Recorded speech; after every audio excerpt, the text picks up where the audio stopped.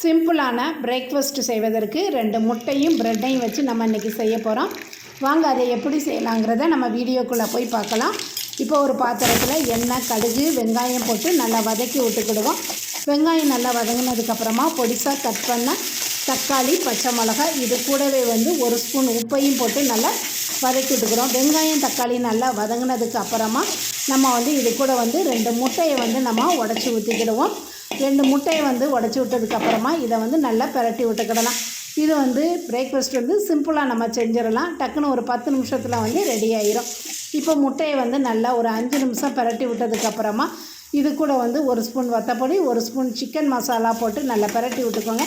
எல்லாம் நல்லா பிரட்டி விட்டதுக்கப்புறமா பொடிசாக ப்ரெட்டை இந்த மாதிரி பிச்சு போட்டுக்கோங்க. ப்ரெட்டை பிச்சு போட்டதுக்கப்புறமா ஒரு 10 நிமிஷம் ஸ்லோ குக்கில் வச்சு நம்ம இந்த மாதிரி நல்லா பிரட்டி விட்டிங்கன்னா சூப்பரான பிரேக்ஃபாஸ்ட் ரெடி ஆகிட்டு, கடைசியாக கொத்தமல்லி இலை தூவி இறக்கினீங்க தான் சுவையாக டேஸ்ட்டாக இருக்கும் இந்த பிரேக்ஃபாஸ்ட்டு. இதை கண்டிப்பாக நீங்களும் வீட்டில் செஞ்சு பாருங்கள். இந்த வீடியோ எப்படி இருந்துச்சு அப்படின்னு சொல்லிவிட்டு நீங்கள் கமெண்டில் சொல்லுங்கள். இந்த வீடியோ பிடிச்சிருந்தால் லைக் பண்ணுங்கள், ஷேர் பண்ணுங்கள்.